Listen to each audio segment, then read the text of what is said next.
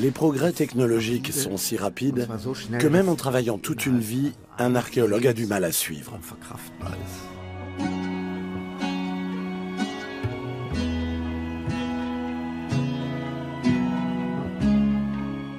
Nous avons pu localiser des milliers de nouveaux sites archéologiques, toutes périodes confondues.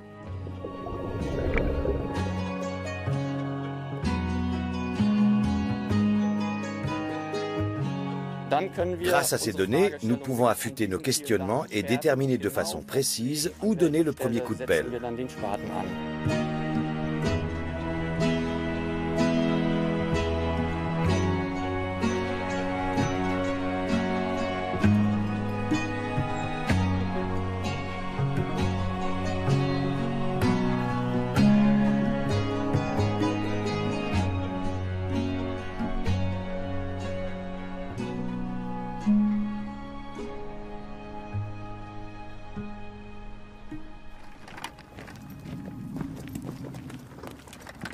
En archéologie, il arrive que la technologie dernier cri prenne l'allure d'une vieille charrette à bras. Tandis que les archéologues Ruth Boising et Rosanne Schott installent leurs instruments dans une prairie pour chevaux, à quelques mètres de là, leurs collègues préparent un dispositif à l'aspect nettement plus perfectionné. Cet instrument de prospection magnétique est très lourd, au point de devoir être tiré par une voiture. Ces deux appareils ont pourtant bel et bien la même fonction. L'un est plus imposant et peut donc explorer de plus grandes surfaces. Voilà tout. Les archéologues allemands et irlandais se sont retrouvés près de l'ancienne église du monastère de Skrin. Ces ruines pleines de mystères datent du XVe siècle. Mais comparées aux témoins immémoriaux qui constellent la région, elles paraissent presque récentes. Nous nous trouvons au nord-ouest de Dublin. La colline de Skrin fait face à celle de Tara, véritable sanctuaire irlandais qui abrite des monuments vieux de plusieurs millénaires. La région est également parsemée d'immenses tombes mégalithiques.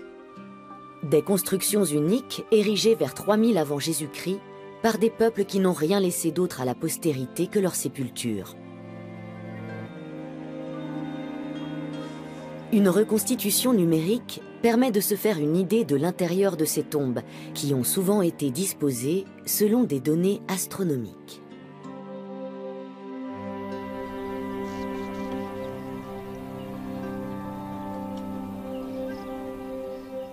Pour savoir ce qui se cache sous la surface, les archéologues utilisent des sondes.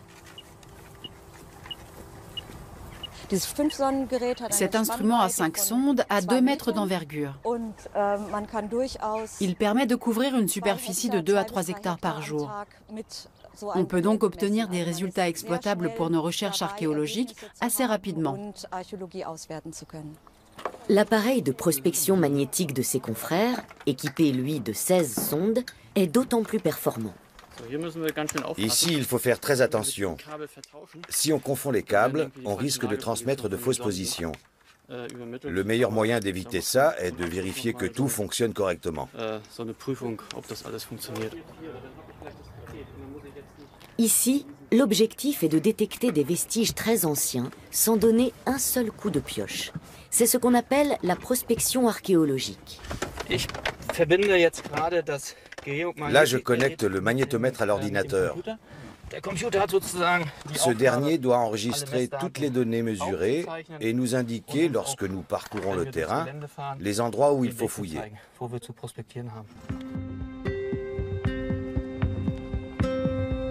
L'instrument à 16 sondes permet de mesurer les variations du champ magnétique terrestre.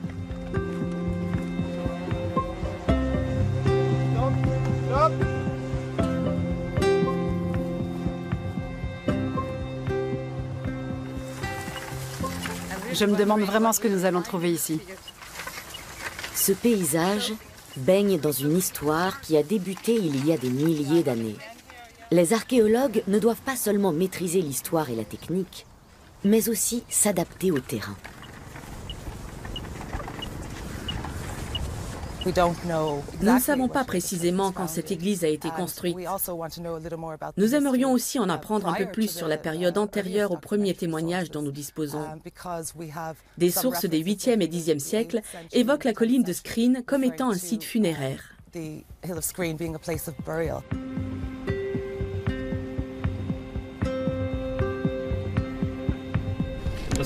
La croix indique l'endroit exact où nous nous trouvons. À l'aide de coordonnées GPS, les archéologues manœuvrent leurs véhicules avec la plus grande précision et disposent d'un profil complet du sol. Les sondes remorquées perçoivent les variations du champ magnétique terrestre déployé, tel un voile invisible dans le sol. S'il est perturbé par des murs ou des fossés, cette structure est modifiée. Voilà précisément ce que les sondes mesurent. L'ordinateur enregistre ces perturbations. Une structure disparue depuis longtemps apparaît comme une ombre surgie du passé. C'est fantastique. Ça a l'air formidable. C'est une prairie fascinante. Absolument fascinante.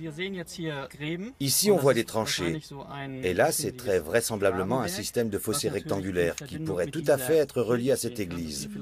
Il y avait peut-être un hameau entouré de douves, chose qu'on ignorait jusqu'à présent. Nous sommes les premiers à le découvrir, après peut-être 700 ans. Où se trouve la communication avec l'église? L'église est là. En dessous, là, on dirait presque des fossés concentriques.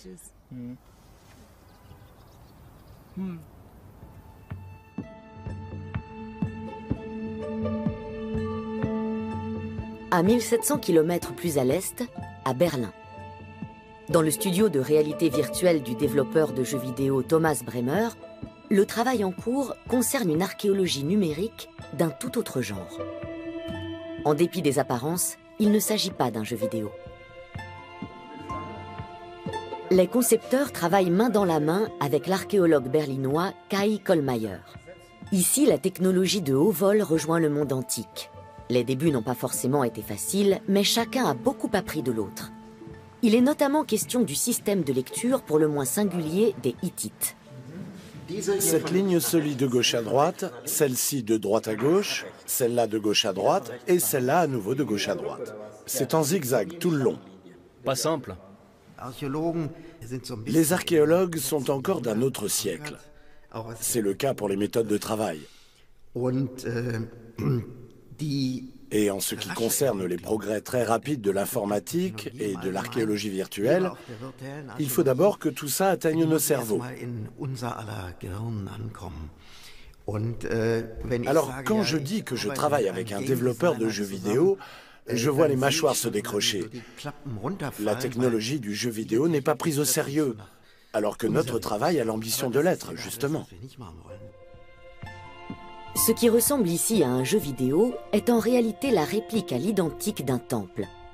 Il s'agit du temple du dieu de l'orage d'Alep, l'une des plus importantes divinités de l'Orient ancien. Les plus vieilles parties du temple datent du 3e millénaire avant Jésus-Christ. Le programme permet de faire lever ou coucher le soleil de manière virtuelle et ainsi d'admirer le temple sous des éclairages différents. Un bon moyen de se faire une idée de l'espace, des dimensions et des proportions. Ce n'est pas comme si nous nous trouvions vraiment à l'intérieur du temple, et de loin. Mais la vision est totalement différente de ce qu'on pourrait voir sur un écran d'ordinateur normal. Rien que le fait de pouvoir se tenir ici et par exemple de s'accroupir pour regarder les objets en relief, c'est quelque chose que je ne pourrais absolument pas faire avec un écran. Alep, en Syrie. Le temple se situait au cœur de la ville, dans la vieille citadelle qui s'est retrouvée au centre des récents affrontements entre troupes rebelles et armées régulières. En 2015, la citadelle finit par être éventrée. 5000 ans d'histoire pulvérisée dans un conflit sanglant. Début 2011, l'équipe berlinoise de Kai Kollmeier scanne le temple d'Alep. La Syrie jouit encore d'une paix relative. Le professeur emmène donc des étudiants avec lui, et même sa propre fille. En dessous d'Emilia, vous pouvez voir une autre représentation du dieu de l'orage, perché sur son char. Il est représenté en guerrier. C'est quoi? C'est le symbole divin. Et ça? Des massues. Au début, la mission était surtout scientifique. Mais avec la guerre, les données récoltées ont soudain pris une dimension nouvelle. Nous nous sommes retrouvés avec une quantité faramineuse de données, et puis la guerre civile a éclaté. Il n'a plus été possible de se rendre sur place, et la question s'est posée de savoir ce que nous allions faire. Cela peut sembler presque cynique, mais ces données constituaient le socle idéal. Nous sommes le seul site de fouilles du Moyen-Orient à avoir effectué des scans en 3 dimensions. Dans tout ce malheur, c'est une chance énorme.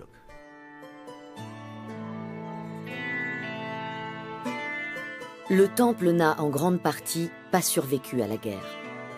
Mais sa version numérique, elle, est conservée précieusement. Les données scannées sont si précises que les inscriptions sont plus lisibles en réalité virtuelle.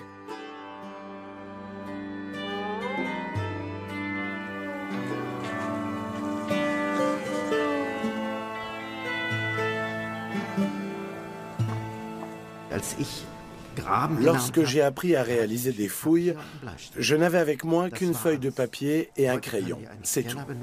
Aujourd'hui, on peut utiliser un scanner qui est bien plus précis. Rien à voir avec la représentation sur papier. Et évidemment, ces nouveaux moyens soulèvent de nouvelles questions.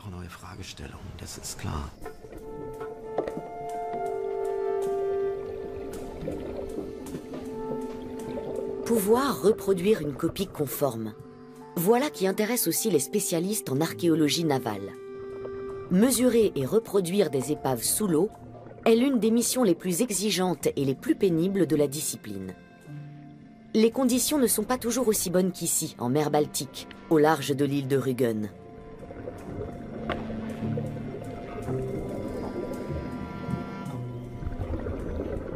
Le renflouement d'épaves gisant au fond des océans n'est mis en œuvre que pour des pièces d'exception, telles ce COG, bateau à 1 mât et voile carrée, de la Ligue hanséatique, restauré depuis 1972 au musée allemand de la navigation maritime de Bremerhaven. Pour en apprendre plus sur ce bateau de commerce datant de 1380, les archéologues ont réalisé une maquette numérique. La construction d'un bateau comme celui-là est extrêmement élaborée. Toutes les pièces en sont interdépendantes, si bien que quand vous en déplacez une, ne serait-ce que de 2 cm, c'est le bateau entier qui se déforme. C'est précisément pour ça que nous avons effectué cette reconstitution sur ordinateur. Elle nous donne une vue d'ensemble qui nous permet de voir instantanément d'où vient la déformation, sans avoir à faire le tour du vaisseau qui fait 23 mètres de long. Il suffit de déplacer virtuellement quelque chose et les éventuelles modifications s'affichent instantanément sous vos yeux.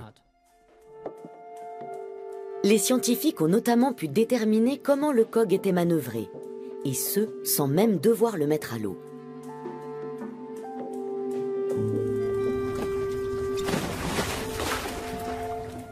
Dans la mer Baltique, au large de l'île de Rügen, repose une autre épave. Elle ne sera pas renflouée, mais n'en intéresse pas moins les archéologues. La particularité de cette épave, c'est qu'elle date du milieu, voire du début du XVIe siècle.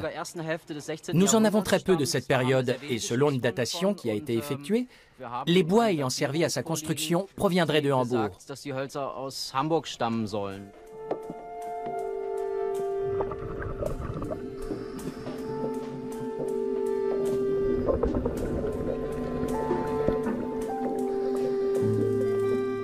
Aujourd'hui, des détails du bateau immergé doivent encore être reproduits à la main, car cela reste le meilleur moyen d'en saisir au mieux certaines spécificités.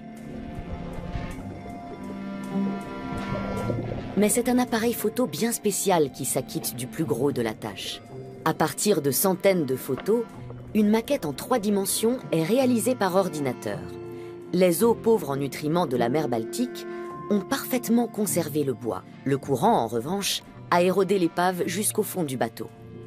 Le but de notre expédition est d'effectuer un maximum de relevés afin d'enregistrer le plus de détails techniques possible et d'obtenir une image conforme qui servira de base à nos recherches. C'est un peu comme recopier un livre qu'on ne peut pas lire parce qu'il est écrit dans une langue étrangère. On le rapporte à la maison sur du papier, ou en l'occurrence ici en fichier numérique. Une fois chez soi, on s'installe devant son bureau et on tente de traduire ce vieux bouquin et de comprendre ce qu'il raconte.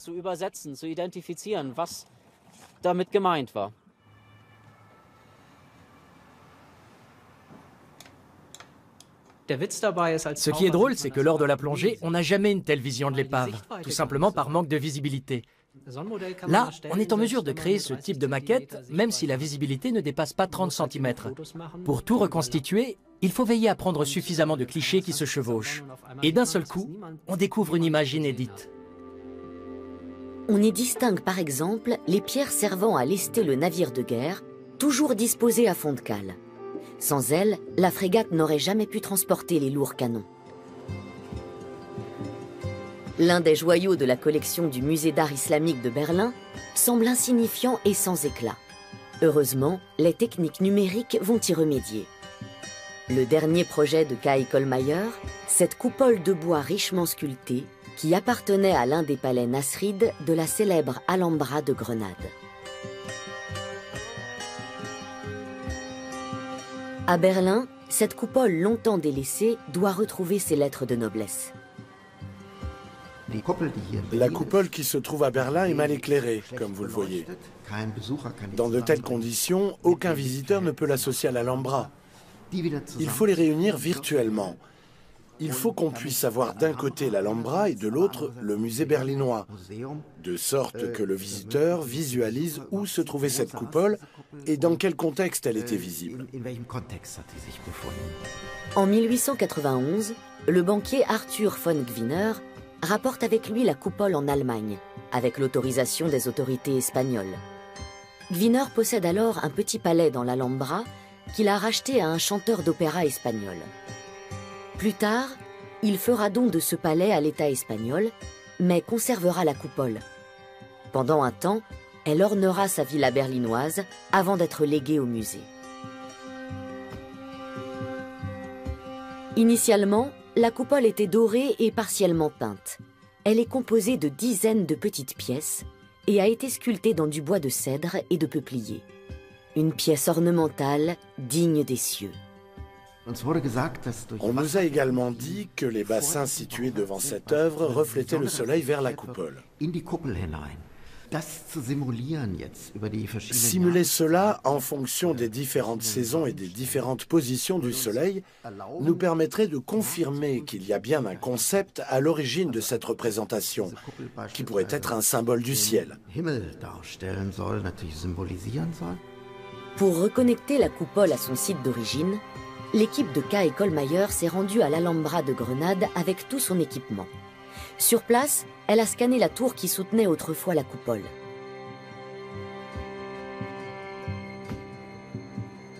Encore une énorme masse de données à traiter pour les développeurs de jeux vidéo.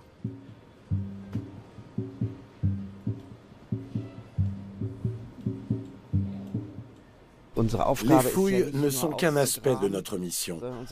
Nous nous devons aussi d'œuvrer à la bonne conservation des biens culturels sur place. Et pour cela, il ne faut toucher à rien. Nous avons recours à des méthodes non destructives qui utilisent la géophysique, le magnétomètre, la prospection, la résistivité, le géoradar, bref, tout ce qui est à notre disposition. Les données doivent être traitées avant même d'envisager des fouilles. Dans de nombreux cas, celles-ci ne sont même plus nécessaires. La vallée de la rivière Boyne, au nord-ouest de Dublin, abrite des tumulus parmi les plus spectaculaires d'Irlande. Depuis 1993, les tombes à couloirs de Newgrange, Doubt et Note sont classées au patrimoine mondial de l'UNESCO. Le tumulus central de Note possède une circonférence de 275 mètres et est entouré de 20 tombeaux plus petits. De nombreuses pierres gravées restent à ce jour une énigme. Bien des légendes entourent ces imposantes collines, celles de héros, d'elfes et de rois vivant parmi elles. Les trois sépultures de Note, Doubt et Newgrange se touchent.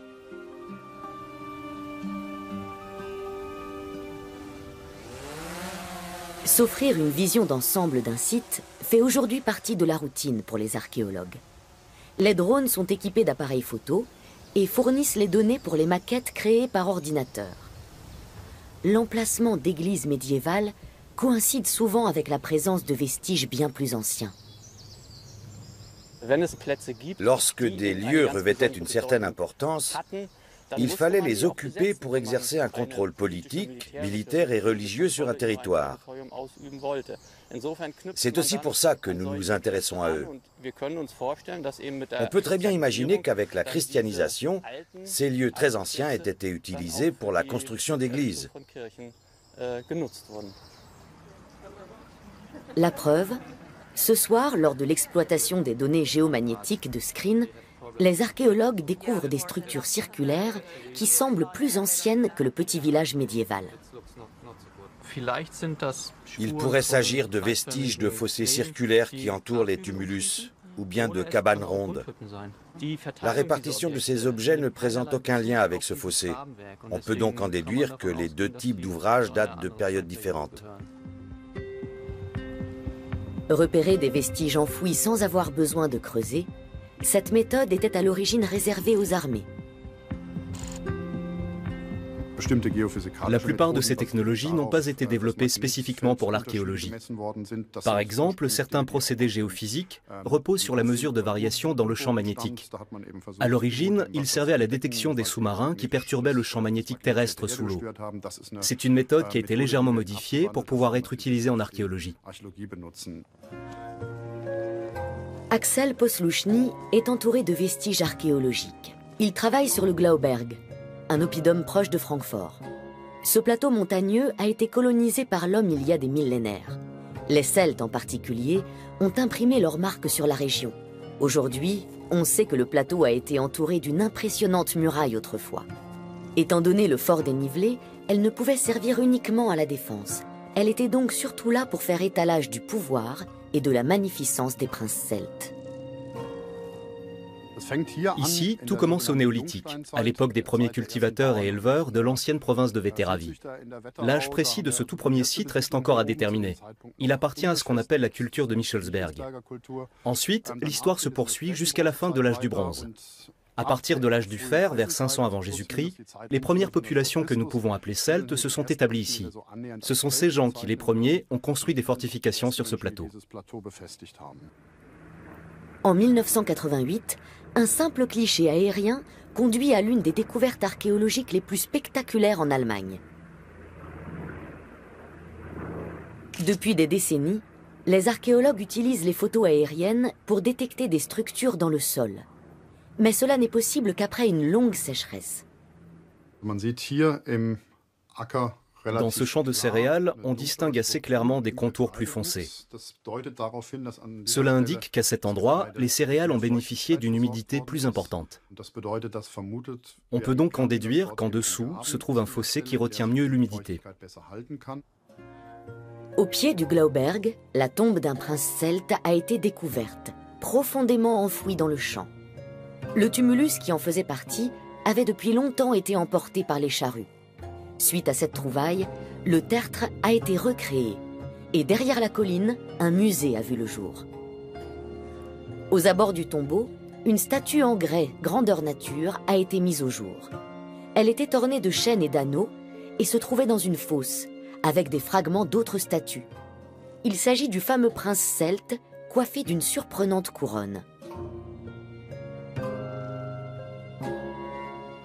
Dans la tombe du prince, les archéologues ont retrouvé une chaîne en or, la même que celle que porte la statue de grès. Aujourd'hui, c'est une évidence pour le visiteur. Le prince de pierre du Glauberg représente un homme qui a vécu il y a plus de 2500 ans. Le corps trouvé dans la tombe était lui aussi coiffé d'une étrange couronne, tout comme la statue.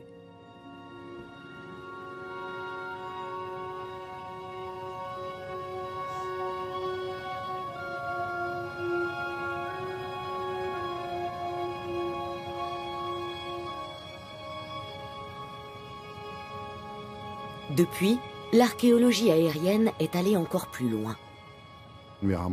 En plus de l'archéologie aérienne classique, qui s'est bien évidemment elle aussi informatisée, nous avons la possibilité d'effectuer des recherches non destructives sur des vestiges archéologiques, grâce à d'autres méthodes assistées par ordinateur.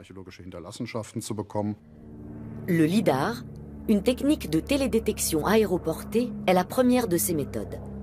Placé sous un avion, le scanner balaie le paysage.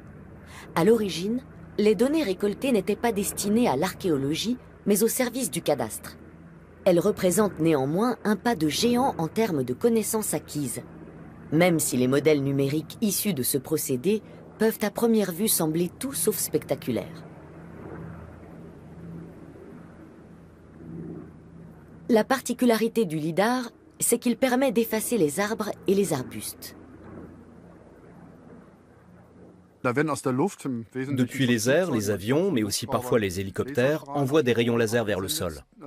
Ces rayons sont renvoyés et on peut calculer la hauteur de la surface de la Terre et ainsi dresser un modèle numérique à partir du temps qu'ils mettent pour revenir. Ce qui est intéressant, c'est que ce procédé fonctionne aussi dans la forêt.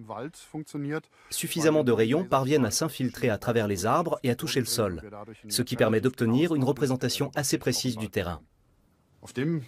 À l'image, on distingue le tracé du Limes, la frontière entre la région occupée par les Romains et la région libre. Ici, c'est parfaitement visible. Et là, se dressait sans doute un mirador.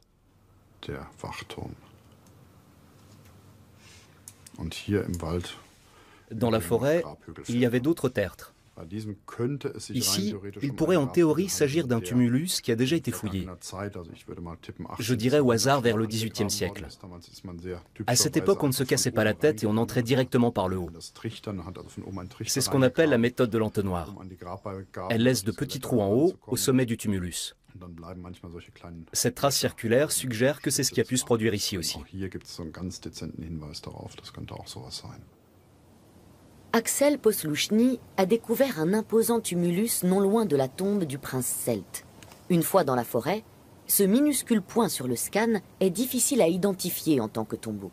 Notre passé se trouve là, juste sous nos pieds. Sauf que nous ne pouvons pas le voir. L'archéologie numérique est là pour rendre visible l'invisible.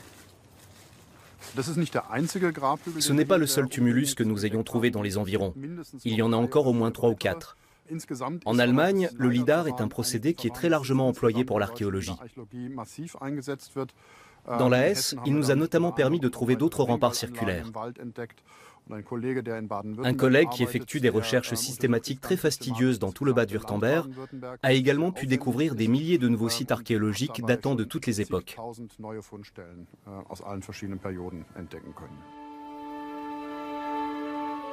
En Irlande aussi, le nombre de monuments découverts grâce aux méthodes de prospection modernes a pu être multiplié par 100.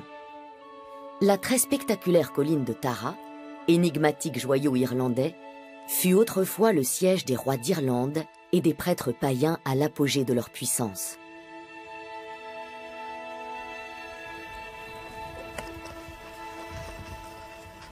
La colline de Tara dégage une magie qu'on perçoit bien par ici. Au XIXe siècle, des Irlandais se sont rassemblés en ce lieu et ont fait le serment solennel de ne jamais se reposer tant que cette terre ne serait pas indépendante. Ils n'ont certainement pas fait ça pour rien. Des druides peuplent aujourd'hui cette terre. Le soir, on peut les entendre jouer de la harpe. Ici, les chrétiens ont bâti une église.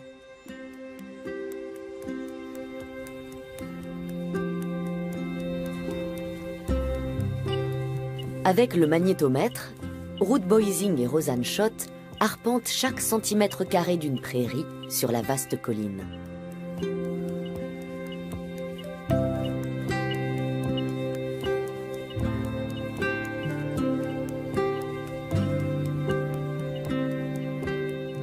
À Tara, il y a toujours quelque chose de nouveau à découvrir. Et de fait, les données numériques indiquent de nombreux cercles sous la surface. Des tumulus, à moins qu'il ne s'agisse de lieux de rassemblement. Lorsque nous avons commencé à explorer Tara, environ 25 monuments, tous visibles, étaient déjà connus.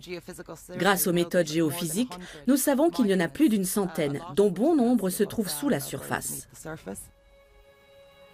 Les cartes anciennes fournissent également des indices sur les monuments disparus.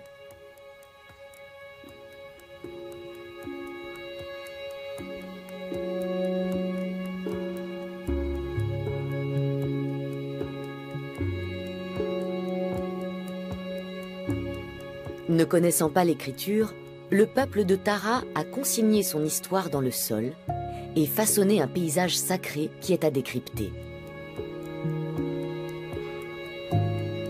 La profonde tranchée qui creuse la colline était probablement une voie processionnelle. Sur le scan du lidar, elle apparaît distinctement. Elle menait directement à l'intérieur du Rat Nari, le fort des rois, entouré d'un grand mur d'enceinte. Il s'agit de la voie processionnelle que le roi élu empruntait pour atteindre le sommet de la colline de Tara, afin d'y être intronisé. À droite comme à gauche, des talus ont été aménagés. Ainsi, le regard des marcheurs était orienté vers ce qui importait le plus aux yeux du bâtisseur. Chose intéressante, il y a toute une série d'ouvertures le long de la voie, grâce auxquelles on bénéficie d'une vue imprenable sur les monuments les plus emblématiques, en particulier les tumulus. Preuve que les bâtisseurs de la préhistoire s'y entendaient en matière d'effets visuels. Ce que je trouve également très beau, c'est que lorsqu'on se tient ici, on a une vue magnifiquement dégagée sur le paysage qui entoure Tara, ainsi que sur un bon nombre des montagnes et des collines où se trouvent d'autres monuments. Il n'y en a pas autant que sur celle de Tara, qui est unique en son genre, mais il y a plusieurs monuments isolés qui sont probablement liés entre eux. La colline de Ward abrite elle aussi un sanctuaire énigmatique. Des étudiants de Dublin effectuent des fouilles à des endroits précis.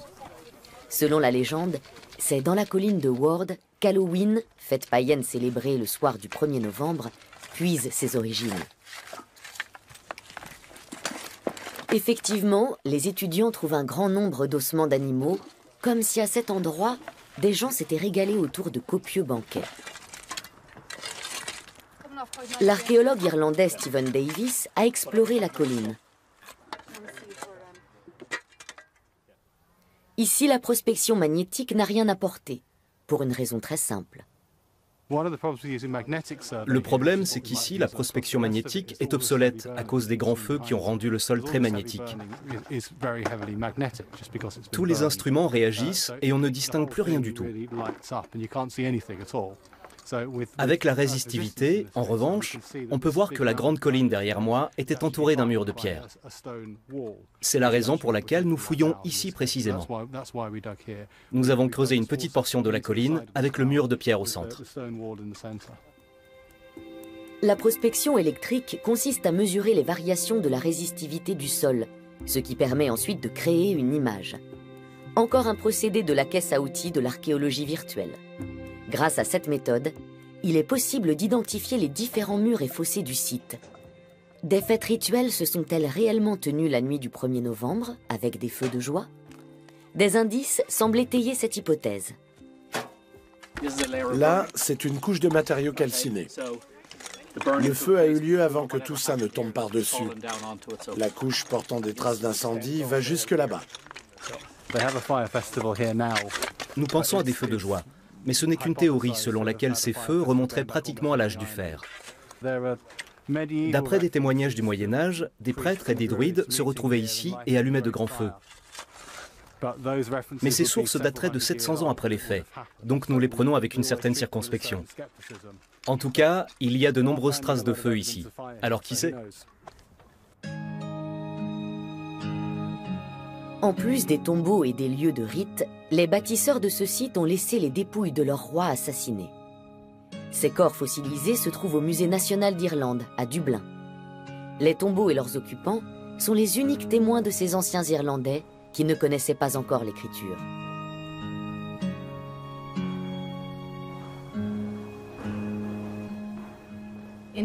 Nous appelons ces gens qui ont vécu à l'âge du fer en Irlande les invisibles, parce qu'il est très rare que leurs maisons aient été conservées.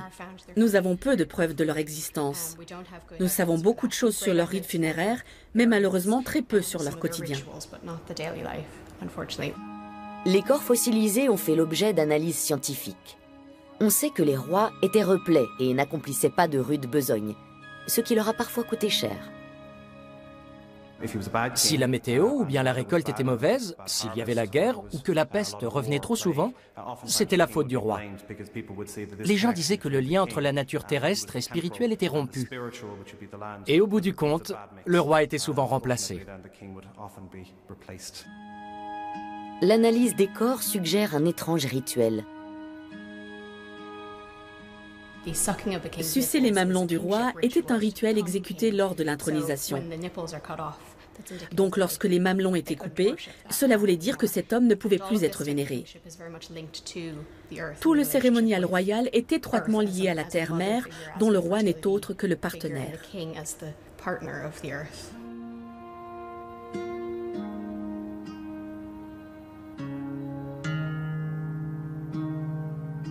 Certains des corps fossilisés renfermaient dans leur estomac des fruits qui ont pu être mangés après les premières gelées, des prunelles. Peut-être les rois étaient-ils mis à mort le 1er novembre, lors des feux d'Halloween. Certains de ces corps ont peut-être été sacrifiés lors du cérémonial précurseur d'Halloween, Samhain. Ils avaient l'estomac rempli de pépins de prunelle. De très fortes croyances religieuses sont liées à cet endroit, et certaines d'entre elles pourraient remonter directement aux personnes qui ont construit ce monument. Tout comme à Tara, les données numériques indiquent la présence d'une voie processionnelle sur la colline de Ward. Aujourd'hui, elle n'est plus visible dans les champs.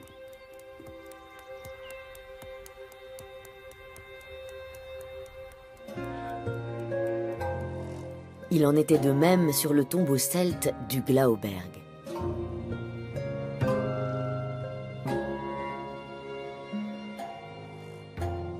Ici, on ne s'est pas contenté de reconstruire le tumulus. La voie processionnelle qui menait à la colline a elle aussi été reconstituée. Entourée de profonds fossés, elle était encore plus longue. On le voit parfaitement sur les documents numériques. La prospection magnétique révèle le prolongement de la voie processionnelle. Aujourd'hui, on sait que cette route était entourée d'un haut mur, dont la base pouvait atteindre 12 mètres de large. Les visiteurs ne découvraient donc le tumulus qu'au dernier moment, en prenant un virage.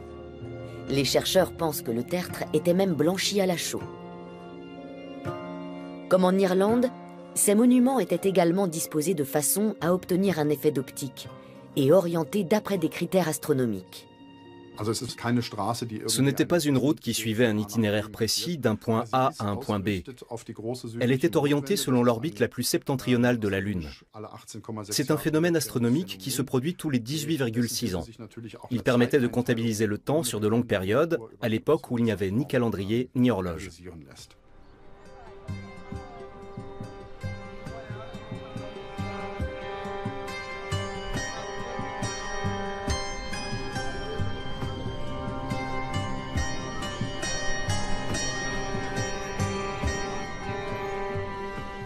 L'Alhambra à Grenade est l'une des plus grandes attractions touristiques d'Europe.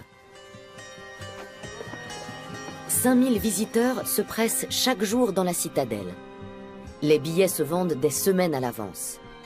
Pour Kai Kohlmeier, c'est un privilège de pouvoir travailler ici.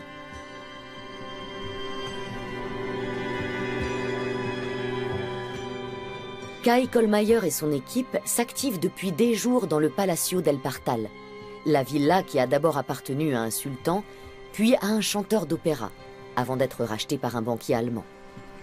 C'est ici qu'en 1891, Arthur von Gwinner a fait démonter la coupole. Une pâle copie la remplace aujourd'hui.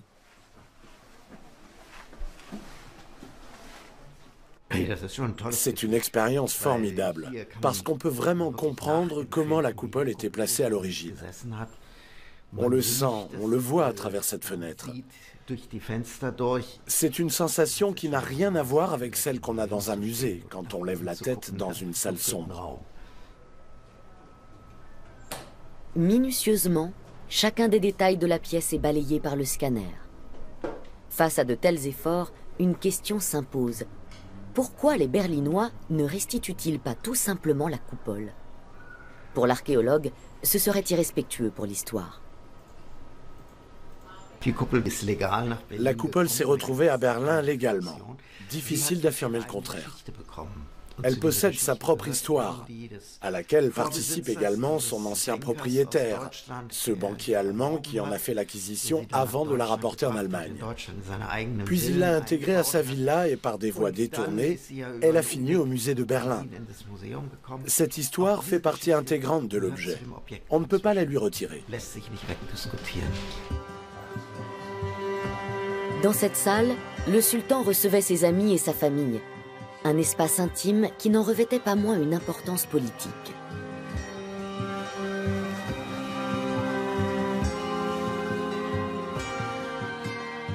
Cette reconstitution numérique laisse imaginer son lustre d'antan. Dans la réalité virtuelle, la coupole d'origine, aujourd'hui à Berlin, a été intégrée. Anna McSweeney, islamologue britannique, étudie l'Alhambra depuis de nombreuses années.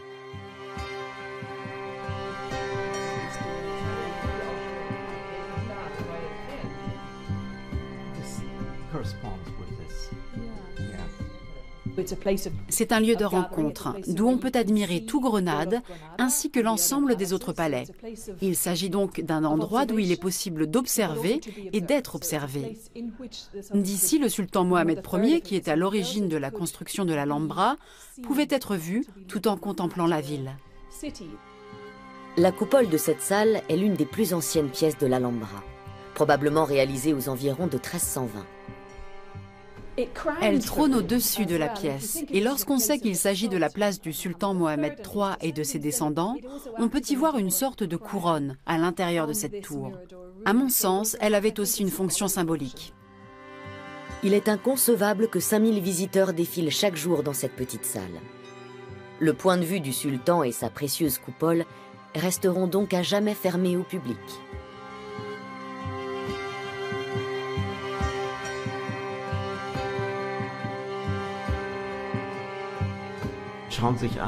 Jugez-en par vous-même. Ce serait un cauchemar de laisser entrer des visiteurs ici. Ils pourraient écrire leur nom sur les murs ou vouloir emporter un petit souvenir. Afin de préserver ce trésor, cette salle restera fermée, du moins je l'espère. En bas, le visiteur pourrait avoir la possibilité d'effectuer une visite virtuelle, d'admirer la coupole d'origine et de regarder tout autour, d'établir une comparaison avec la vue à travers la fenêtre. Même pour quelqu'un qui a pu voir l'architecture originale, ce serait très intéressant.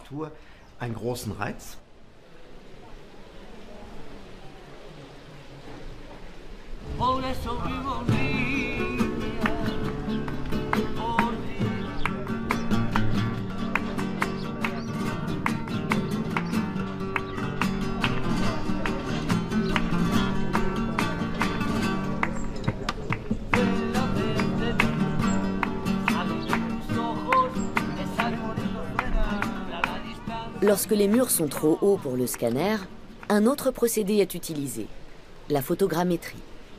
Au moyen de milliers de photos qui se chevauchent, on réalise une maquette en 3 dimensions. Sur le principe, je trouve que c'est une très bonne chose que ces données soient publiées sur Internet, y compris les objets en 3 dimensions.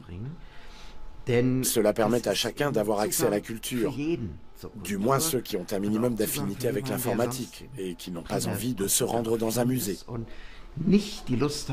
Ils ont ainsi la possibilité d'admirer les objets et cela leur donnera peut-être envie de se déplacer pour les voir en vrai.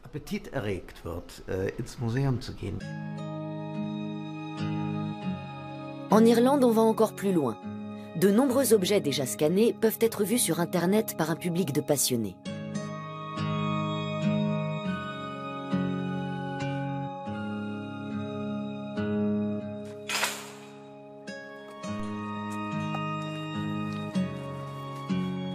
La banque de données est constamment enrichie.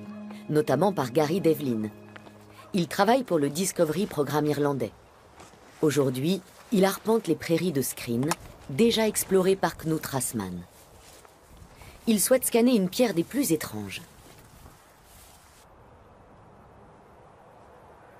La prairie de Skryne se trouve juste en face de la colline de Tara.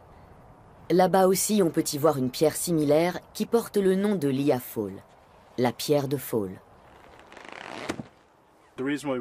Si nous nous intéressons à cette pierre aujourd'hui, c'est parce que nous pensons qu'elle pourrait revêtir une certaine importance pour la colline de Tara. Comme vous le voyez, cette pierre est située pile entre Skryne et Tara. Elle présente également des similarités avec la pierre de Fall qui se trouve au sommet de la colline de Tara. Donc aujourd'hui, nous allons la scanner pour créer une représentation numérique de cette pierre.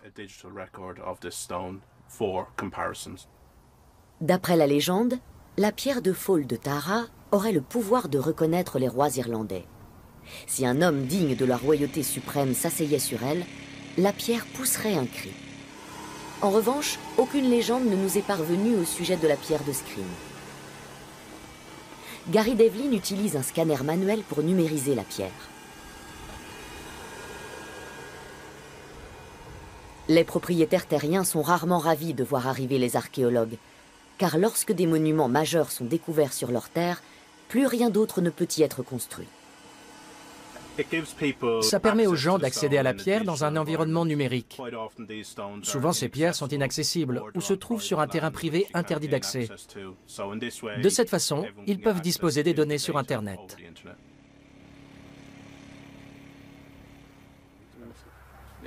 Avant que les archéologues allemands ne rentrent chez eux, ils prélèvent encore quelques échantillons de sol qui remplaceront avantageusement les fouilles. Les chercheurs se trouvent à Dout, une zone constellée de tumulus préhistoriques et de fermes médiévales. Un câble passe au beau milieu d'un petit hameau médiéval. Grâce aux données collectées par prospection magnétique, les archéologues ne risquent pas de percer par mégarde une gaine électrique au lieu d'une tranchée ancienne.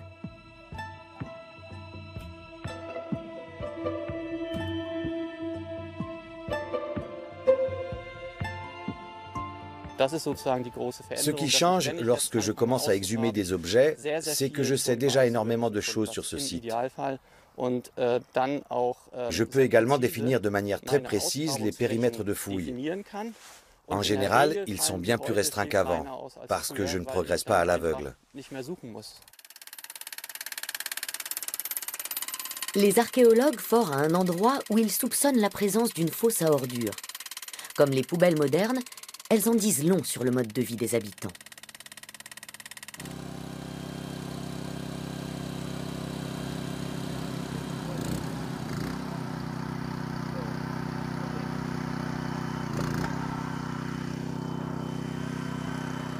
Les techniciens se rendent tout de suite compte qu'ils sont au bon endroit. Ici, on voit très bien que la couche inférieure se trouve à l'intérieur de la tête de forage. Et là, à l'intérieur, c'est du charbon de bois. Nous savons donc que nous sommes encore au milieu de la couche archéologique. Mais cela ne me surprend pas, car avec la prospection magnétique, nous savions que cet endroit comportait une structure. Nous avons déjà pu la catégoriser de manière assez précise. Si nous n'avions rien trouvé ici, on en aurait conclu que nous avions commis une erreur en effectuant les relevés. Mais nous sommes tombés justes. Nous disposons de nombreuses informations sans avoir donné un seul coup de bêche. La bonne nouvelle, c'est que nous savons déjà que les carottes contiennent du charbon de bois. Nous allons donc pouvoir effectuer des datations au carbone 14 pour déterminer son âge. Ça ne veut pas dire que nous connaîtrons l'âge de ce fossé, mais nous avançons tout doucement. Lorsque les botanistes examineront le charbon de bois, ils pourront également nous dire quels arbres ont été utilisés et brûlés ici.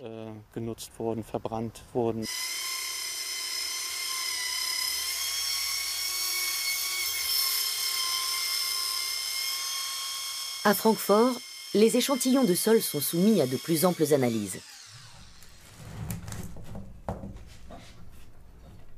Les petits fragments de charbon de bois issus de la fosse à ordures historique reçoivent la même attention que les tessons de céramique antique.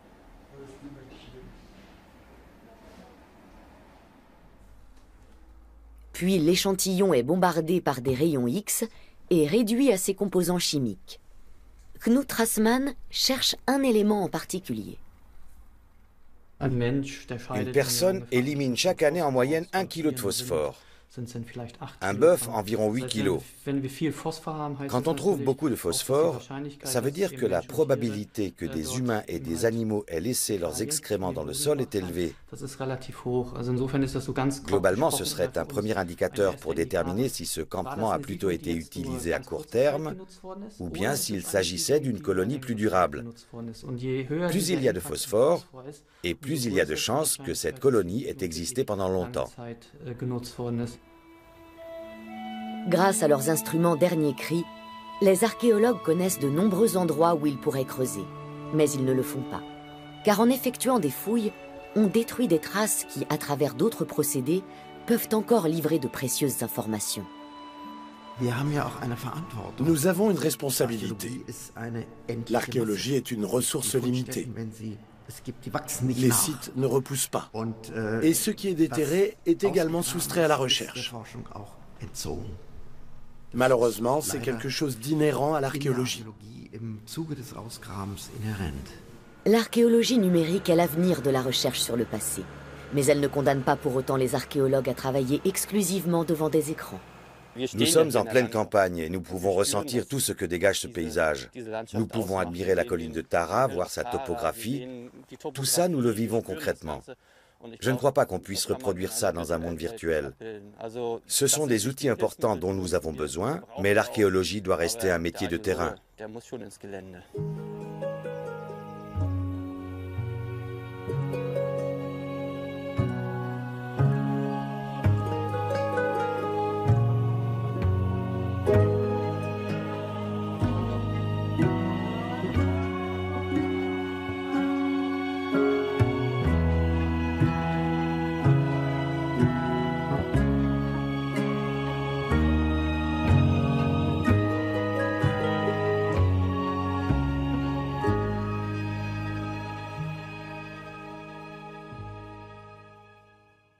Surface, les archéologues utilisent des sondes.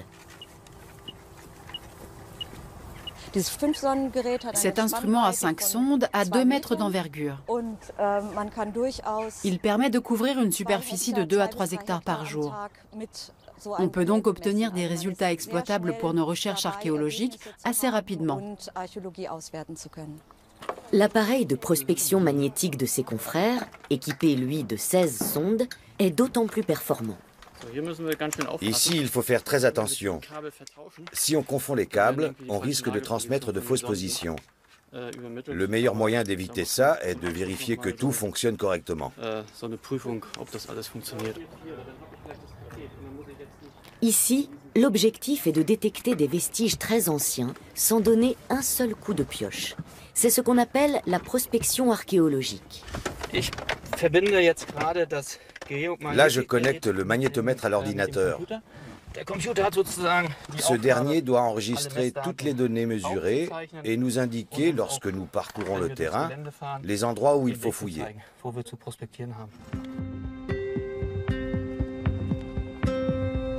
L'instrument à 16 sondes permet de mesurer les variations du champ magnétique terrestre.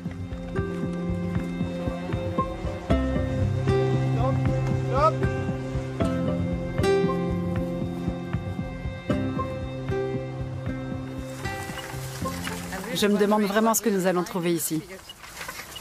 Ce paysage baigne dans une histoire qui a débuté il y a des milliers d'années. Les archéologues ne doivent pas seulement maîtriser l'histoire et la technique, mais aussi s'adapter au terrain.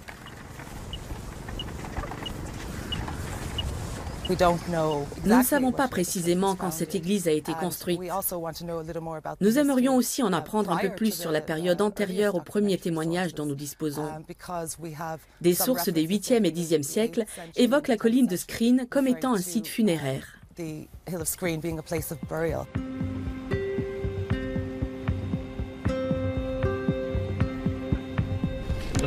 La croix indique l'endroit exact où nous nous trouvons. À l'aide de coordonnées GPS, les archéologues manœuvrent leurs véhicules avec la plus grande précision et disposent d'un profil complet du sol. Les sondes remorquées perçoivent les variations du champ magnétique terrestre déployé, tel un voile invisible dans le sol. S'il est perturbé par des murs ou des fossés, cette structure est modifiée. Voilà précisément ce que les sondes mesurent. L'ordinateur enregistre ces perturbations. Une structure disparue depuis longtemps apparaît comme une ombre surgie du passé. Possibilité d'admirer les objets et cela leur donnera peut-être envie de se déplacer pour les voir en vrai.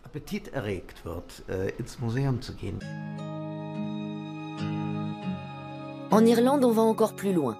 De nombreux objets déjà scannés peuvent être vus sur Internet par un public de passionnés.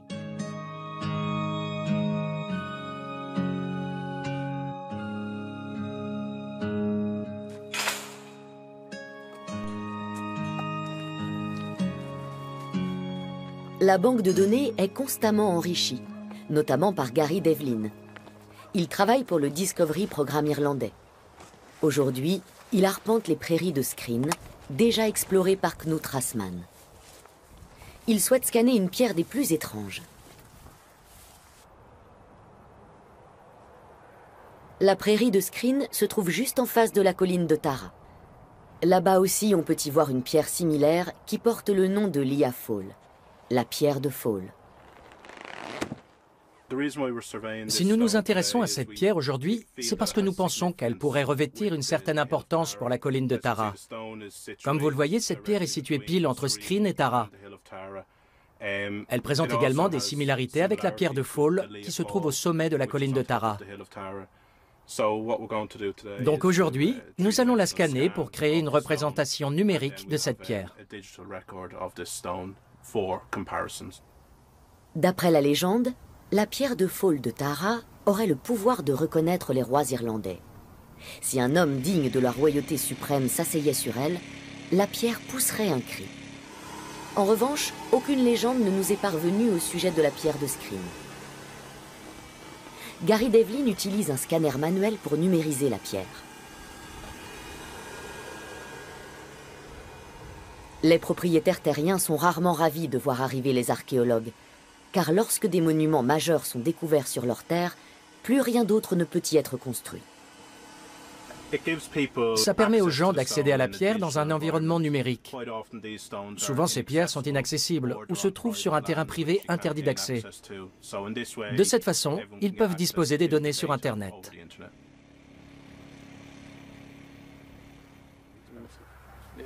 Avant que les archéologues allemands ne rentrent chez eux, ils prélèvent encore quelques échantillons de sol qui remplaceront avantageusement les fouilles. Les chercheurs se trouvent à Dowth, une zone constellée de tumulus préhistoriques et de fermes médiévales. Un câble passe au beau milieu d'un petit hameau médiéval. Grâce aux données collectées par prospection magnétique, les archéologues ne risquent pas de percer par mégarde une gaine électrique au lieu d'une tranchée ancienne.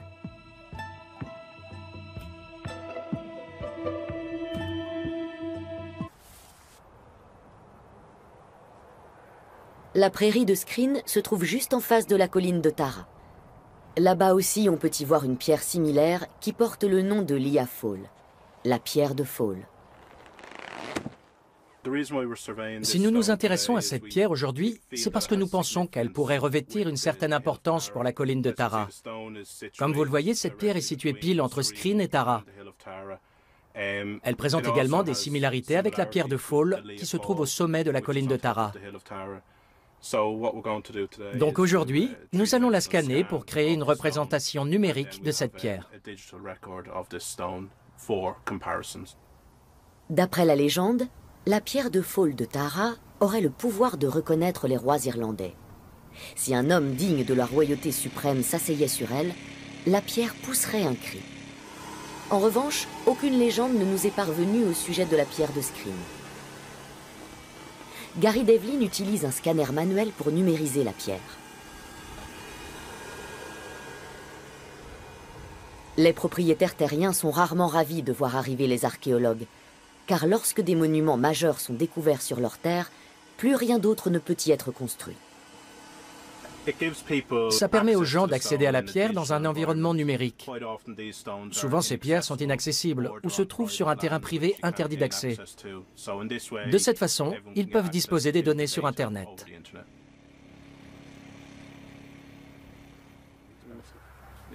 Avant que les archéologues allemands ne rentrent chez eux, ils prélèvent encore quelques échantillons de sol qui remplaceront avantageusement les fouilles. Les chercheurs se trouvent à Dout, une zone constellée de tumulus préhistoriques et de fermes médiévales. Un câble passe au beau milieu d'un petit hameau médiéval. Grâce aux données collectées par prospection magnétique, les archéologues ne risquent pas de percer par mégarde une gaine électrique au lieu d'une tranchée ancienne.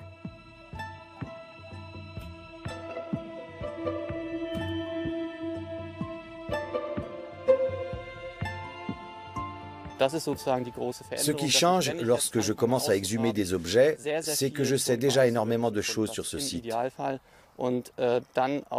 Je peux également définir de manière très précise les périmètres de fouilles. En général, ils sont bien plus restreints qu'avant, parce que je ne progresse pas à l'aveugle.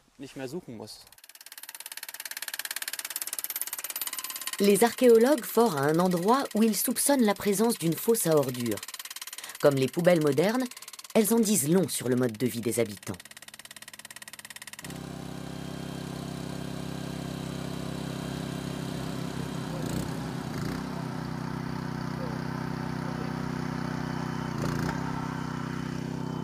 En murs et fossés du site.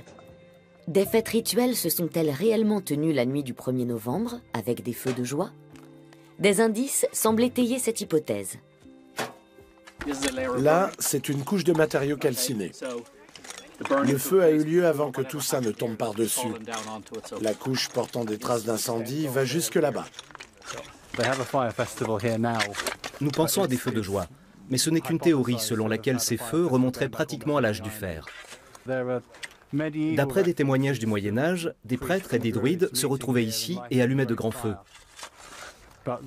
Mais ces sources dateraient de 700 ans après les faits, donc nous les prenons avec une certaine circonspection. En tout cas, il y a de nombreuses traces de feu ici. Alors qui sait?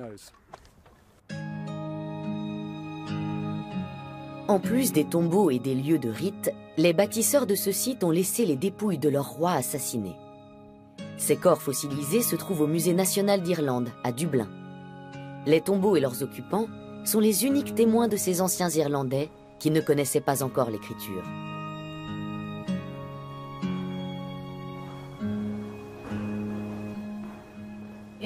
Nous appelons ces gens qui ont vécu à l'âge du fer en Irlande les invisibles, parce qu'il est très rare que leurs maisons aient été conservées. Nous avons peu de preuves de leur existence. Nous savons beaucoup de choses sur leur rite funéraire, mais malheureusement très peu sur leur quotidien. Les corps fossilisés ont fait l'objet d'analyses scientifiques. On sait que les rois étaient replets et n'accomplissaient pas de rude besogne, ce qui leur a parfois coûté cher. Si la météo ou bien la récolte était mauvaise, s'il y avait la guerre ou que la peste revenait trop souvent, c'était la faute du roi. Les gens disaient que le lien entre la nature terrestre et spirituelle était rompu. Et au bout du compte, le roi était souvent remplacé. L'analyse des corps suggère un étrange rituel. Sucer les mamelons du roi était un rituel exécuté lors de l'intronisation. Donc lorsque les mamelons étaient coupés, cela voulait dire que cet homme ne pouvait plus être vénéré. Tout le cérémonial royal est étroitement lié à la terre-mère, dont le roi n'est autre que le partenaire.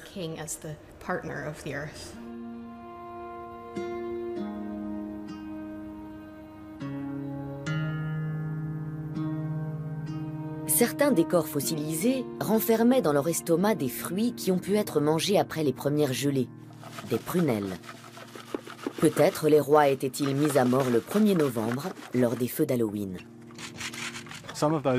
Certains de ces corps ont peut-être été sacrifiés lors du cérémonial précurseur d'Halloween, Samhain. Ils avaient l'estomac rempli de pépins de prunelles. On ne peut pas la lui retirer. Dans cette salle, le sultan recevait ses amis et sa famille. Un espace intime qui n'en revêtait pas moins une importance politique.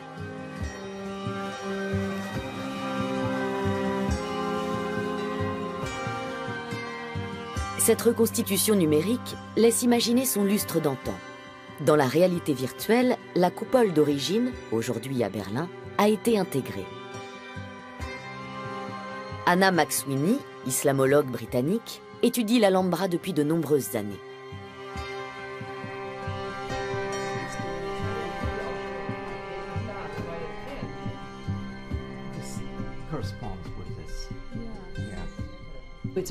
C'est un lieu de rencontre, d'où on peut admirer tout Grenade, ainsi que l'ensemble des autres palais. Il s'agit donc d'un endroit d'où il est possible d'observer et d'être observé. D'ici, le sultan Mohamed Ier, qui est à l'origine de la construction de l'Alhambra, pouvait être vu tout en contemplant la ville. La coupole de cette salle est l'une des plus anciennes pièces de l'Alhambra, probablement réalisée aux environs de 1320. Elle trône au-dessus de la pièce, et lorsqu'on sait qu'il s'agit de la place du sultan Mohamed III et de ses descendants, on peut y voir une sorte de couronne à l'intérieur de cette tour. À mon sens, elle avait aussi une fonction symbolique. Il est inconcevable que 5000 visiteurs défilent chaque jour dans cette petite salle. Le point de vue du sultan et sa précieuse coupole resteront donc à jamais fermés au public.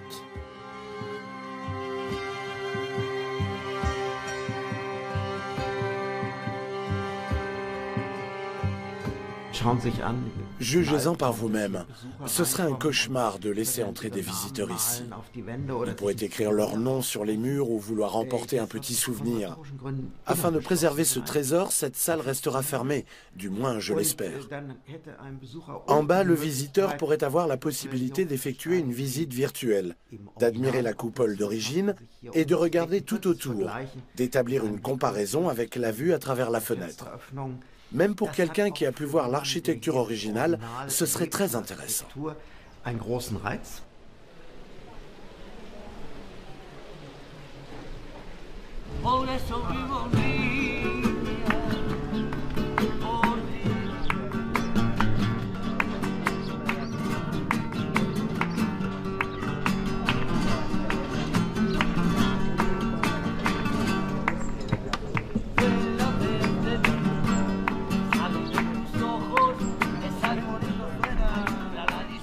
Lorsque les murs sont trop hauts pour le scanner, un autre procédé est utilisé, la photogrammétrie. Ken est allé encore plus loin.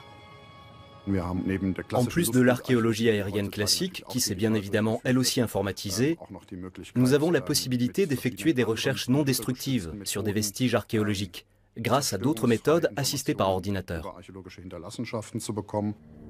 Le LIDAR, une technique de télédétection aéroportée, est la première de ces méthodes. Placé sous un avion, le scanner balaie le paysage. À l'origine, les données récoltées n'étaient pas destinées à l'archéologie, mais au service du cadastre. Elles représentent néanmoins un pas de géant en termes de connaissances acquises, même si les modèles numériques issus de ce procédé peuvent à première vue sembler tout sauf spectaculaires. La particularité du LIDAR, c'est qu'il permet d'effacer les arbres et les arbustes. Depuis les airs, les avions, mais aussi parfois les hélicoptères, envoient des rayons laser vers le sol. Ces rayons sont renvoyés et on peut calculer la hauteur de la surface de la Terre et ainsi dresser un modèle numérique à partir du temps qu'ils mettent pour revenir. Ce qui est intéressant, c'est que ce procédé fonctionne aussi dans la forêt. Suffisamment de rayons parviennent à s'infiltrer à travers les arbres et à toucher le sol, ce qui permet d'obtenir une représentation assez précise du terrain. À l'image, on distingue le tracé du Limes, la frontière entre la région occupée par les Romains et la région libre. Ici, c'est parfaitement visible. Et là, se dressait sans doute un mirador.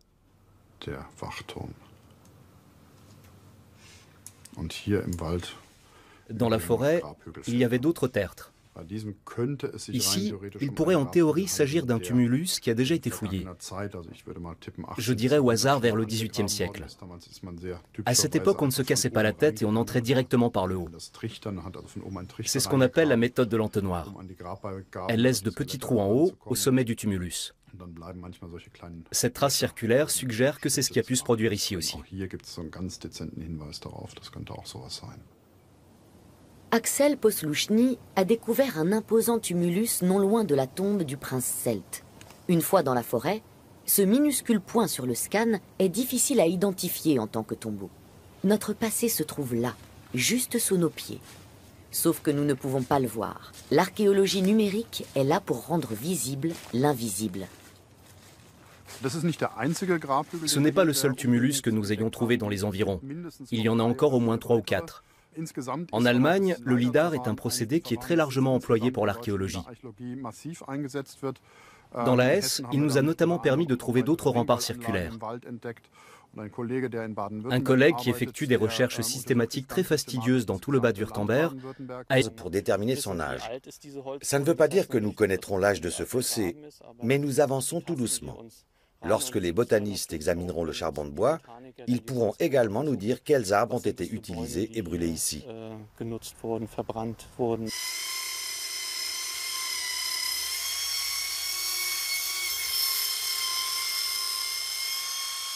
À Francfort, les échantillons de sol sont soumis à de plus amples analyses. Les petits fragments de charbon de bois issus de la fosse à ordures historique reçoivent la même attention que les tessons de céramique antique.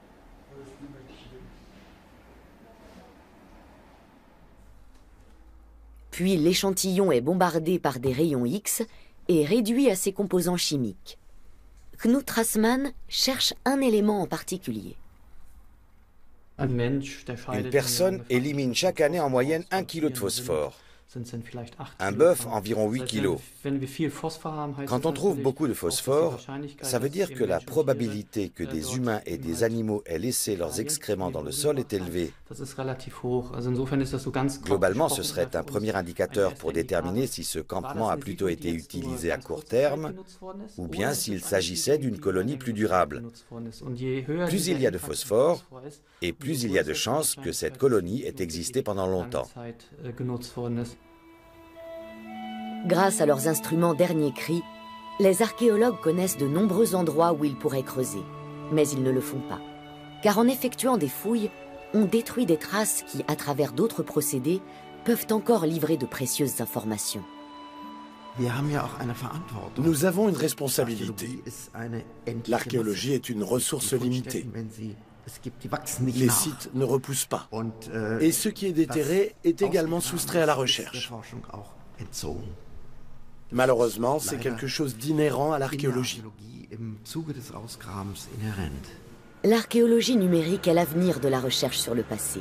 Mais elle ne condamne pas pour autant les archéologues à travailler exclusivement devant des écrans. Nous sommes en pleine campagne et nous pouvons ressentir tout ce que dégage ce paysage. Nous pouvons admirer la colline de Tara, voir sa topographie. Tout ça, nous le vivons concrètement. Je ne crois pas qu'on puisse reproduire ça dans un monde virtuel. Ce sont des outils importants dont nous avons besoin, mais l'archéologie doit rester un métier de terrain.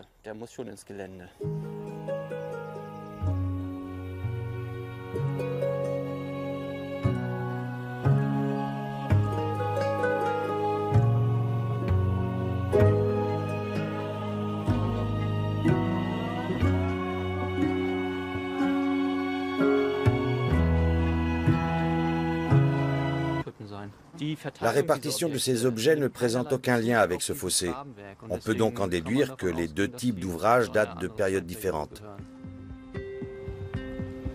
Repérer des vestiges enfouis sans avoir besoin de creuser, cette méthode était à l'origine réservée aux armées. La plupart de ces technologies n'ont pas été développées spécifiquement pour l'archéologie. Par exemple, certains procédés géophysiques reposent sur la mesure de variation dans le champ magnétique. À l'origine, ils servaient à la détection des sous-marins qui perturbaient le champ magnétique terrestre sous l'eau. C'est une méthode qui a été légèrement modifiée pour pouvoir être utilisée en archéologie. Axel Posluszny est entouré de vestiges archéologiques. Il travaille sur le Glauberg, un oppidum proche de Francfort. Ce plateau montagneux a été colonisé par l'homme il y a des millénaires. Les Celtes en particulier ont imprimé leur marque sur la région. Aujourd'hui, on sait que le plateau a été entouré d'une impressionnante muraille autrefois. Étant donné le fort dénivelé, elle ne pouvait servir uniquement à la défense. Elle était donc surtout là pour faire étalage du pouvoir et de la magnificence des princes celtes. Ici, tout commence au néolithique, à l'époque des premiers cultivateurs et éleveurs de l'ancienne province de Vettéravie. L'âge précis de ce tout premier site reste encore à déterminer. Il appartient à ce qu'on appelle la culture de Michelsberg. Ensuite, l'histoire se poursuit jusqu'à la fin de l'âge du bronze. À partir de l'âge du fer, vers 500 avant Jésus-Christ, les premières populations que nous pouvons appeler celtes se sont établies ici. Ce sont ces gens qui, les premiers, ont construit des fortifications sur ce plateau. En 1988, un simple cliché aérien conduit à l'une des découvertes archéologiques les plus spectaculaires en Allemagne. Depuis des décennies, les archéologues utilisent les photos aériennes pour détecter des structures dans le sol. Mais cela n'est possible qu'après une longue sécheresse. Dans ce champ de céréales, on distingue assez clairement des contours plus foncés. Cela indique qu'à cet endroit, les céréales ont bénéficié d'une humidité plus importante. On peut donc en déduire qu'en dessous se trouve un fossé qui retient mieux l'humidité. Au pied du Glauberg, la tombe d'un prince celte a été découverte, profondément enfouie dans le champ. Le tumulus qui en faisait partie avait depuis longtemps été emporté par les charrues. Suite à cette trouvaille, le tertre a été recréé et derrière la colline, un musée a vu le jour. Aux abords du tombeau, une statue en grès grandeur nature a été mise au jour. Elle était ornée de chaînes et d'anneaux et se trouvait dans une fosse avec des fragments d'autres statues. Il s'agit du fameux prince celte coiffé d'une surprenante couronne. Fin de l'âge du bronze. À partir de l'âge du fer, vers 500 avant Jésus-Christ, les premières populations que nous pouvons appeler celtes se sont établies ici. Ce sont ces gens qui, les premiers, ont construit des fortifications sur ce plateau. En 1988, un simple cliché aérien conduit à l'une des découvertes archéologiques les plus spectaculaires en Allemagne. Depuis des décennies, les archéologues utilisent les photos aériennes pour détecter des structures dans le sol. Mais cela n'est possible qu'après une longue sécheresse. Dans ce champ de céréales, on distingue assez clairement des contours plus foncés. Cela indique qu'à cet endroit, les céréales ont bénéficié d'une humidité plus importante. On peut donc en déduire qu'en dessous se trouve un fossé qui retient mieux l'humidité. Au pied du Glauberg, la tombe d'un prince celte a été découverte, profondément enfouie dans le champ. Le tumulus qui en faisait partie avait depuis longtemps été emporté par les charrues. Suite à cette trouvaille, le tertre a été recréé et derrière la colline, un musée a vu le jour. Aux abords du tombeau, une statue en grès grandeur nature a été mise au jour. Elle était ornée de chaînes et d'anneaux et se trouvait dans une fosse avec des fragments d'autres statues. Il s'agit du fameux prince celte coiffé d'une surprenante couronne. Dans la tombe du prince, les archéologues ont retrouvé une chaîne en or, la même que celle que porte la statue de grès. Aujourd'hui, c'est une évidence pour le visiteur. Le prince de pierre du Glauberg représente un homme qui a vécu il y a plus de 2500 ans. Le corps trouvé dans la tombe était lui aussi coiffé d'une étrange couronne, tout comme la statue.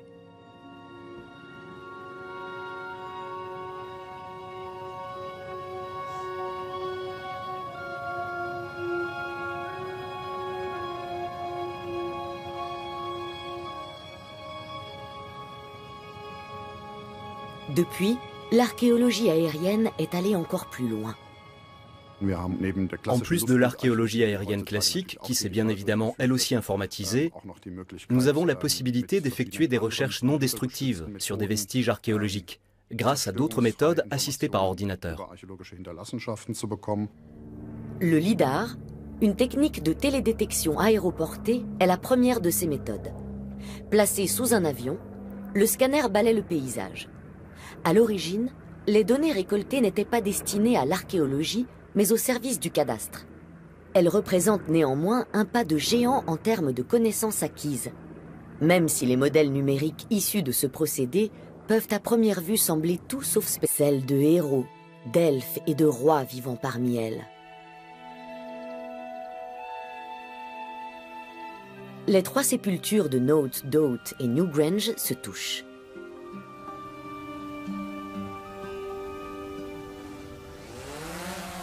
S'offrir une vision d'ensemble d'un site fait aujourd'hui partie de la routine pour les archéologues. Les drones sont équipés d'appareils photo et fournissent les données pour les maquettes créées par ordinateur. L'emplacement d'églises médiévales coïncide souvent avec la présence de vestiges bien plus anciens. Lorsque des lieux revêtaient une certaine importance, Il fallait les occuper pour exercer un contrôle politique, militaire et religieux sur un territoire. C'est aussi pour ça que nous nous intéressons à eux. On peut très bien imaginer qu'avec la christianisation, ces lieux très anciens aient été utilisés pour la construction d'églises. La preuve, ce soir, lors de l'exploitation des données géomagnétiques de Skrin, les archéologues découvrent des structures circulaires qui semblent plus anciennes que le petit village médiéval. Il pourrait s'agir de vestiges de fossés circulaires qui entourent les tumulus, ou bien de cabanes rondes. La répartition de ces objets ne présente aucun lien avec ce fossé. On peut donc en déduire que les deux types d'ouvrages datent de périodes différentes. Repérer des vestiges enfouis sans avoir besoin de creuser, cette méthode était à l'origine réservée aux armées. La plupart de ces technologies n'ont pas été développées spécifiquement pour l'archéologie. Par exemple, certains procédés géophysiques reposent sur la mesure de variation dans le champ magnétique. À l'origine, ils servaient à la détection des sous-marins qui perturbaient le champ magnétique terrestre sous l'eau. C'est une méthode qui a été légèrement modifiée pour pouvoir être utilisée en archéologie. Axel Posluchny est entouré de vestiges archéologiques. Il travaille sur le Glauberg, un oppidum proche de Francfort. Ce plateau montagneux a été colonisé par l'homme il y a des millénaires. Les Celtes en particulier ont imprimé leur marque sur la région. Aujourd'hui, on sait que le plateau a été entouré d'une impressionnante muraille autrefois. Étant donné le fort dénivelé, elle ne pouvait servir uniquement à la défense. Elle était donc surtout là pour faire étalage du pouvoir et de la magnificence des princes celtes. Ici, tout commence au néolithique, à l'époque des premiers cultivateurs et éleveurs de l'ancienne province de Vettéravie. L'âge précis de ce tout premier site reste encore à déterminer. Il appartient à ce qu'on appelle la culture de Michelsberg. Ensuite, l'histoire se poursuit jusqu'à la fin de l'âge du bronze. À partir de l'âge du fer, vers 500 avant Jésus-Christ, les premières populations que nous pouvons appeler sur les monuments les plus emblématiques, en particulier les tumulus. Preuve que les bâtisseurs de la préhistoire s'y entendaient en matière d'effets visuels. Ce que je trouve également très beau, c'est que lorsqu'on se tient ici, on a une vue magnifiquement dégagée sur le paysage qui entoure Tara, ainsi que sur un bon nombre des montagnes et des collines où se trouvent d'autres monuments. Il n'y en a pas autant que sur celle de Tara, qui est unique en son genre, mais il y a plusieurs monuments isolés qui sont probablement liés entre eux. La colline de Ward abrite elle aussi un sanctuaire énigmatique. Des étudiants de Dublin effectuent des fouilles à des endroits précis. Selon la légende, c'est dans la colline de Ward qu'Halloween, fête païenne célébrée le soir du 1er novembre, puise ses origines.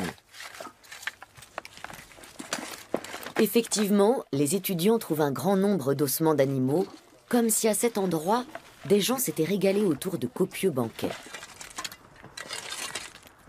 L'archéologue irlandais Stephen Davis a exploré la colline. Ici, la prospection magnétique n'a rien apporté, pour une raison très simple. Le problème, c'est qu'ici, la prospection magnétique est obsolète à cause des grands feux qui ont rendu le sol très magnétique.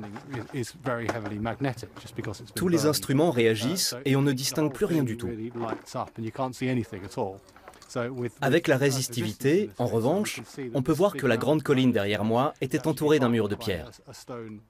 C'est la raison pour laquelle nous fouillons ici précisément. Nous avons creusé une petite portion de la colline avec le mur de pierre au centre. La prospection électrique consiste à mesurer les variations de la résistivité du sol, ce qui permet ensuite de créer une image. Encore un procédé de la caisse à outils de l'archéologie virtuelle. Grâce à cette méthode, il est possible d'identifier les différents murs et fossés du site. Des fêtes rituelles se sont-elles réellement tenues la nuit du 1er novembre, avec des feux de joie? Des indices semblent étayer cette hypothèse. Là, c'est une couche de matériaux calcinés. Le feu a eu lieu avant que tout ça ne tombe par-dessus. La couche portant des traces d'incendie va jusque là-bas. Nous pensons à des feux de joie. Mais ce n'est qu'une théorie selon laquelle ces feux remonteraient pratiquement à l'âge du fer. D'après des témoignages du Moyen-Âge, des prêtres et des druides se retrouvaient ici et allumaient de grands feux. Mais ces sources dateraient de 700 ans après les faits, donc nous les prenons avec une certaine circonspection. En tout cas, il y a de nombreuses traces de feu ici. Alors qui sait? Nous savons déjà que les carottes contiennent du charbon de bois. Nous allons donc pouvoir effectuer des datations au carbone 14 pour déterminer son âge. Ça ne veut pas dire que nous connaîtrons l'âge de ce fossé, mais nous avançons tout doucement. Lorsque les botanistes examineront le charbon de bois, ils pourront également nous dire quels arbres ont été utilisés et brûlés ici.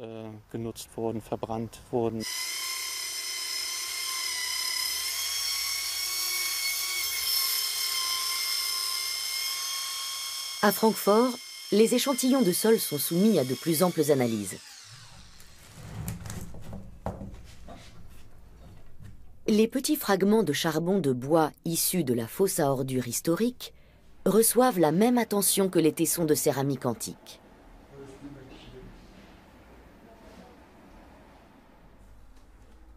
Puis l'échantillon est bombardé par des rayons X et réduit à ses composants chimiques. Knut Rassmann cherche un élément en particulier. Une personne élimine chaque année en moyenne 1 kg de phosphore. Un bœuf, environ 8 kg. Quand on trouve beaucoup de phosphore, ça veut dire que la probabilité que des humains et des animaux aient laissé leurs excréments dans le sol est élevée. Globalement, ce serait un premier indicateur pour déterminer si ce campement a plutôt été utilisé à court terme ou bien s'il s'agissait d'une colonie plus durable.